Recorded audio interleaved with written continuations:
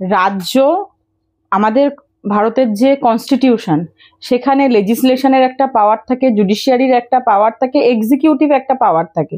এখানে যে ব্যাপক দুর্নীতি হয়েছে এবং সব থেকে সেই দুর্নীতির পরিমাণ সব থেকে যদি বেশি হয়ে থাকে সেটা হচ্ছে গ্রুপ সি এবং গ্রুপ ডি এর যে নিয়োগ প্রক্রিয়া হয়েছিল, এসএসসি যে নিয়োগ প্রক্রিয়া চালিয়েছিল 2016 সালে, সেই নিয়োগ প্রক্রিয়ায় ব্যাপক দুর্নীতি হয়েছিল বলে যে মধ্যশিক্ষা পর্ষদের যে কনসিডারেশনের একটা প্রেয়ার করা হয়েছিল যে রাজ্যের যে শিক্ষা ব্যবস্থা সেটা ভেঙে পড়বে, রাজ্যের যারা স্টুডেন্ট আছে তারা ক্ষতিগ্রস্ত হবে।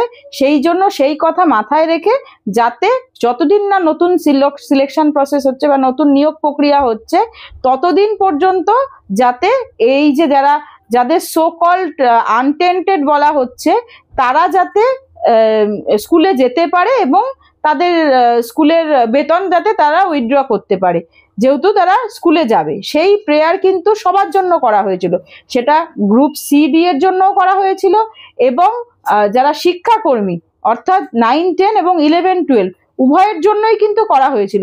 সেক্ষেত্রে এই ব্যাপক দুর্নীতির কথা মাথায় রেখে প্রায় 60%, 70% ধরুন দুর্নীতি আছে যেখানে, সেই কথাটা মাথায় রেখে কিন্তু বিচারপতিরা এই যে আবেদন, সেই আবেদনে কিন্তু সাড়া দেয়নি এবং বলেছে শিক্ষাকর্মীদের ক্ষেত্রে তারা এই ইন্টারিম কিছু এই যে যারা প্রেয়ারটা করেছিল সেই প্রেয়ারটা অ্যাকসেপ্ট করলেও যে গ্রুপ সি এবং গ্রুপ ডি এর যে শিক্ষাকর্মী ছিল তাদের ক্ষেত্রে কিন্তু এই প্রেয়ারটা অ্যাকসেপ্ট করেনি।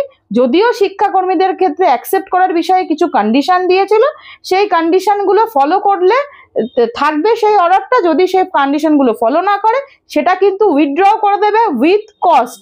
সেটা কিন্তু স্পষ্টত যে 17 তারিখের যে অর্ডারটা সেটা কিন্তু বলা আছে। তারপরেও যেখানে রাজ্যের এই দুর্নীতির ফলে সুপ্রিম কোর্ট অর্থাৎ সর্বোচ্চ ন্যায়ালয়, দেশের সর্বোচ্চ ন্যায়ালয় যেখানে স্পষ্টত বলে দিল যে গ্রুপ সি এর এবং গ্রুপ ডি এর যারা শিক্ষাকর্মী ছিল তাদের চাকরিটা বাতিলই বলে ঘোষণা হয়েছে এবং তারা এইটুখানিও তারা সুযোগ পাবে না যে তারা স্কুলে যেতে পারে এবং মাইনে পেতে পারে। তারপরেও সেক্ষেত্রে যারা বঞ্চিত হয়েছে তাদের কথা না ভেবে মুখ্যমন্ত্রী কি করলেন যে একটি ভাতা ঘোষণা করলেন। উনি নিশ্চিতভাবে উনি ভাতা ঘোষণা করতে পারেন, কিন্তু সেই ভাতা ঘোষণার ক্ষেত্রে কিন্তু এরকম আরবিটারিনেস থাকতে পারে না। ভাতা তাহলে তো সবাইকে দিতে হবে, যারা ধরুন ডিপ্রাইভ ক্যান্ডিডেট, যারা যোগ্য ডিপ্রাইভ ক্যান্ডিডেট, যাদের তাহলে 2016 সালের যাদের অ্যাডমিট কার্ড আছে তাদেরকেই দিন তাহলে সেই ভাতাটা। এই ভাতাটা দেওয়ার ক্ষেত্রে যারা চাকরি হারিয়েছে তারাও তো চাকরি হারিয়েছে, বরঞ্চ তাদের তো ভাতা সুদ সমেত ফেরত দিতে হবে। তাহলে যে যারা বর্তমানে চাকরি হারালো তারা এই এখন থেকে এপ্রিল মাসের পর থেকে মে মাসের পর থেকে তারা নাকি ভাতা পাবে, তাও কত 25,000। সেই টাকার অ্যামাউন্টটাও কিন্তু কম না, প্রত্যেক মাসে এতজনকে যদি এতটা টাকা দিতে পারে তার মানে ধরে নিতে হবে রাজ্যের আর্থিক যে ব্যবস্থা সেটা খুব ভালো। অথচ আপনি অপরদিকে দেখতে পাবেন ডিএ যখন মামলা শুনানির জন্য আসে তখন তারা বলেছে তাদের কিন্তু আর্থিক অবস্থা খারাপ। তাহলে তাদের কোন কথাটা সত্য, আর্থিক অবস্থা ভালো না খারাপ সেটা তো নিজেরাই তারাই বলতে পারছে না। যদি ভাতা মানুষে কখন দেয়, যখন ভাতার কিছু একটা পিছিয়ে পড়া শ্রেণী বা ধরুন একটা পার্টিকুলার কোনো মানুষের যদি সেক্ষেত্রে এখানে দেখা যাচ্ছে যারা নিয়োগ দুর্নীতি করে যারা চাকরিটা বাগিয়ে নিয়েছিল এক সময়, যারা যোগ্য তাদেরকে ডিপ্রাইভ করে তারা অলরেডি একটা যোগ্য প্রার্থীকে ডিপ্রাইভ করে তারা অলরেডি এতদিন কিন্তু তারা মাইনে উইথড্র করেছে, তাদের আবার ভাতা দিচ্ছে। যদি ভাতা দিতেই হয় উনি নিশ্চিতভাবে, উনি রাজ্যের মুখ্যমন্ত্রী, উনি এক্সিকিউটিভ হেড, উনি হচ্ছে নিশ্চিতভাবে উনি ভাতা ঘোষণা করতে পারে, সেই নিয়ে কোনো আইনি জটিলতা কিন্তু নেই। কিন্তু সেই ভাতা ঘোষণার বিষয়ে কিন্তু এই কথাগুলো মাথায় রাখতে হবে।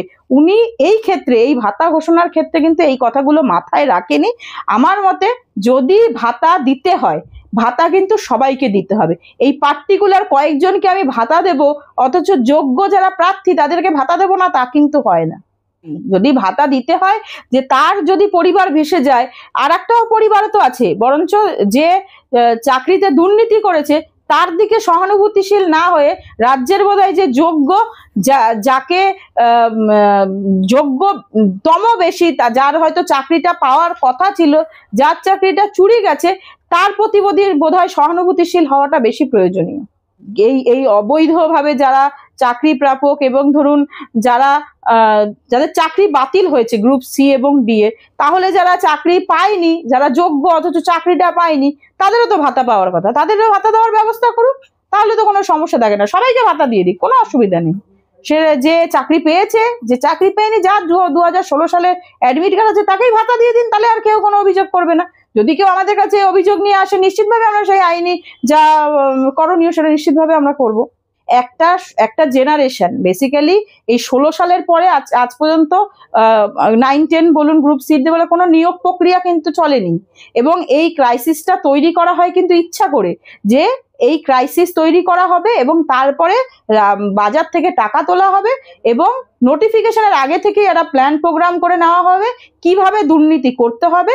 সেই দুর্নীতির নমুনা কিন্তু 16 সালের সিলেকশন প্রসেসে অলরেডি দেখা হয়ে গেছে, সবাই কিন্তু সেটা দিনের আলোর মতন পরিষ্কার হয়ে গেছে কি পরিমাণ এবং কবে থেকে সেই দুর্নীতি তৈরি হয়েছে। অ্যাডভার্টাইজমেন্ট দেওয়ার পর থেকেই কিন্তু, এবং অ্যাডভার্টাইজমেন্ট দেওয়া কেন, অ্যাডভার্টাইজমেন্ট দেওয়ার রুল ফ্রেমের সময় থেকেই তারা ভেবে নিয়েছিল এই দুর্নীতি আমরা করব। সেখানে কিন্তু সেই জন্য কিন্তু কোনো ওয়েমার প্রিজার্ভেশনের জন্য কিন্তু তারা কোনো রুল রাখেনি, তারা কিন্তু এই 1 বছরের একটা সময়সীমা দেখিয়ে দিয়েছে এবং রুলে আরো অনেক কিছু ঘাটতিও আছে, সেই সব কিন্তু করেন। এবং সব থেকে বড় কথা, রুলে যেটা ছিল, রুল অনুযায়ী কিন্তু তারা অ্যাকশন নেয়নি, রুল অনুযায়ী কিন্তু মেরিট লিস্ট উইথ মার্কস প্রকাশ করা উচিত ছিল, সেটাও কিন্তু করেনি।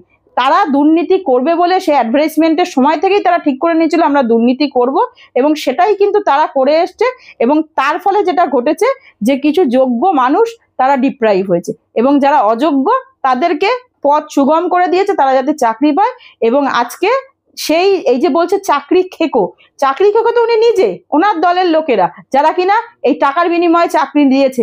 এবং সব থেকে বড় বিষয়, যারা চাকরি নিল টাকা দিয়ে, তাদের টাকা কিন্তু এখনো পর্যন্ত ফেরত দেওয়ার কোনো ব্যবস্থা করেনি।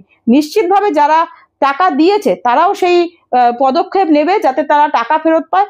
নিশ্চিতভাবে যখন এই সিচুয়েশন তৈরি হবে এবং যখন তারা টাকা ফেরত চাইবে, তখন বোঝা যাবে যে কে চাকরি খেকো এবং কে কার চাকরি খেয়েছে, এবং তখনই এই বিষয়টা পুরো স্পষ্ট হবে। রিভিউ পিটিশন একটি দায়সারা কাজ। তারা জানে যে রায় হয়েছে, সেই রায়ের পরে বিশেষ করে 17 তারিখের যে অর্ডারটি হয়েছে যে পর্ষদের করা যে অ্যাপ্লিকেশনটার উপরে, তারপরে কিন্তু রিভিউর স্কোপ খুবই কম। সেই রিভিউ পিটিশন এখনো সেই সুপ্রিম কোর্টে পড়ে রয়েছে, আপনি ওয়েবসাইট দেখলেই সেটা আপনার কাছে পরিষ্কার হয়ে যাবে, এখনো অ্যাজ সাচ কিছু স্টেপ হয়নি। আমার মনে হয় রিভিউ পিটিশনটা একটি দায়সারা কাজ।